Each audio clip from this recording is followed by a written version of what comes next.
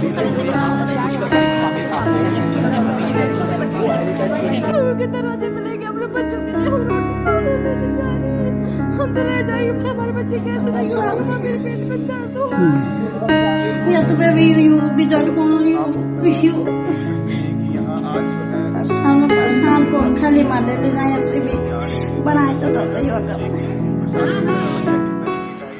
कुदरत की मार इन दिनों न सिर्फ जोशीमठ में पड़ी है बल्कि उसके आसपास के इलाके भी अब ऐसी ही मार से गुजर रहे हैं। जिस जोशीमठ को दरकते हुए पूरी दुनिया देख रही है, वैसा ही हाल अब कमोबेश इन दिनों कर्णप्रयाग में भी साफ साफ दिखने को मिल रहा है।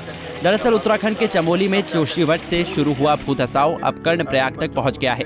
एक तरफ जोशीमठ के लोग चिंतित और परेशान हैं, तो वहीं कर्णप्रयाग नगरपालिका के बहुगुणा नगर में मौजूद करीब 50 घरों में दरारें आने लगी हैं। भूधसाव के कारण इन घरों की दीवारें धीरे धीरे दरकने लगी हैं। घरों के दरकने के बाद इलाके के पीड़ितों ने प्रदेश सरकार से मदद की गुहार लगाई है।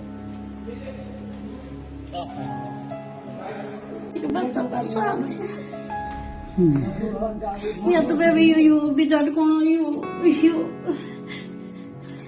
शाम को खाली मादे ले जाए अपने भी बनाए तो योगा।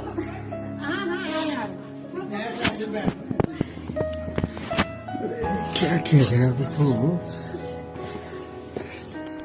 घरों में दरारें आने के बाद खतरे को भांपते हुए बहुगुणा नगर के कई परिवार यहां से जा चुके हैं। सभी ने अपने मिलने वाले और रिश्तेदारों के घरों में शरण ली है। वहीं कर्णप्रयाग के अपर बाजार वार्ड के भी 30 परिवारों पर भी ऐसा ही संकट छाया हुआ है। सभी लोग प्रदेश सरकार से मदद मांग रहे हैं। प्रभावितों का कहना है कि यहाँ पर मंडी बनाने के लिए खुदाई की गई थी, जिसके बाद हमारे मकान हिल गए और अब मकान पूरी तरह से ध्वस्त होने की कगार पर है। बरसात के दौरान यहाँ पर रहने में बहुत ज्यादा परेशानी होती है। अभी तो जैसे तैसे काम चल रहा है, अगर बरसात हो गई तो हम लोग कहाँ जाएंगे। जी हम ऐसे यहीं रह रहे सर, शुरू से यहीं पे जी। लगभग कितना पुराना घर है ये? पुराना ही है, मान लो 100 साल के लगभग होगा। अच्छा, क्या दिक्कतें आ रही हैं इस घर में बताइए? ये दिक्कतें ये आ रही कि फट रहा सब, मकान फट रहे हैं सब। कब से फट रहे हैं? कब से? ये 1 साल से ज़्यादा फट रहे हैं। 1 साल से फट रहे हैं। ज़्यादा फट रहा है। अच्छा, ये फट रहा है तो आप लोगों ने प्रशासन से बात करी या लोकल अथॉरिटी से यहाँ पे किससे बात करी? प्रशासन के पास दी थी सर, उन्होंने 5000 रुपये दिए, 5200 रुपये दिए बस। उसमें क्या होता है? किस चीज़ के 5000? ये जो मकान फटा है उसकी रिपेयरिंग की। ये हमेशा मतलब ये कई सालों से 90-95 साल से यहीं रह रहे हैं, मतलब यहीं पे रह रहे हैं। हाँ, पुराने लोग, हाँ पूरा परिवार यहीं है, यहीं पे रहता है। हाँ। अच्छा, ये घरों की हालत हम लोगों ने देखी है, क्या दिक्कत है इन घरों? ये घरों के जो है ये जमीन जो है धसकते चले जाने में बहुत ज्यादा नुकसान हो रहे हैं। मतलब यह है कि हम लोगों का जो है जितने बार भी हम इसमें पैसा लगाएं या कुछ करें तो वो सारा व्यर्थ जा रहा है। हमने प्रशासन को भी कई बार मतलब जो है अर्जी दे दी है, लेकिन उन्होंने हमारे तरफ से कोई सुनवाई नहीं करी है। हमारे इस तरीके का रोजगार भी नहीं है जो मतलब हम इसको जो है सही कर पाए और मतलब जो है बार बार हम इतना पैसा लगा पाए, क्योंकि एक ठेली लगाते हैं, एक इंसान है, उनके पीछे जो है 5-6 बच्चे हैं और एक बूढ़ी सास है, तो वो चल नहीं पाते हैं। उनके पैरों के दर्द की वजह से जो है वो कई बार अगर पैर मुड़ गया, कुछ हो गया, गिर गया तो वो दिक्कत भी है इसमें। अब हम इतना ये नहीं है कि इस मकान को बार बार ठीक कर पाए, मतलब इस अब प्रशासन पे कई बार बोल दे तो उन्होंने 5000 रुपये अभी थोड़े टाइम पहले दिए थे, तो उससे तो कुछ नहीं होता है। इसलिए हम इसको कैसे ठीक कर पाएंगे, और हमारे पास कोई रहने का कहीं साधन भी नहीं है। रहना है तो यहीं रहना है, बच्चे हैं छोटे छोटे। अब इन बच्चों के साथ में मतलब यह है कि हम रिक्स में रह रहे हैं।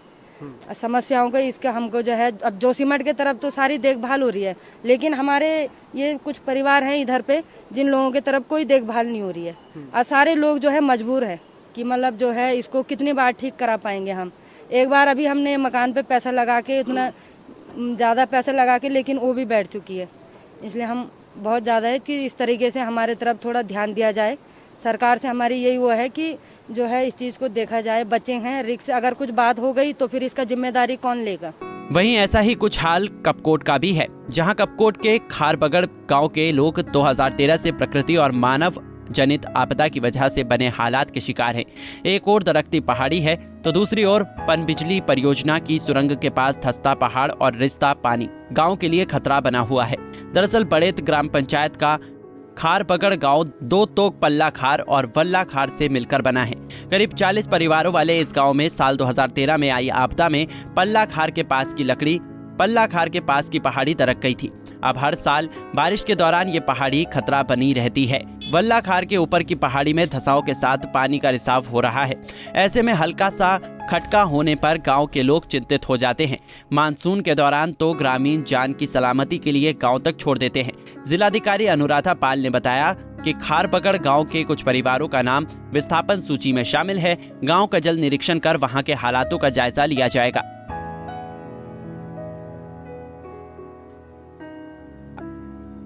अब सवाल ये है कि आखिर कब तक इन आंखों में आंसुओं के सैलाब आते रहेंगे। आखिर कब तक जोशीमठ की तरह ही कर्णप्रयाग और बागेश्वर के गांव तिल तिल होकर मरते रहेंगे। क्या इनकी आंखों में प्रशासन को आंसू और दर्द नहीं दिखाई दे रहे हैं? क्या जब जोशीमठ की तरह दरारें बड़ी हो जाएंगी, हालात बेकाबू हो जाएंगे, उसके बाद ही सरकार मदद को आएगी?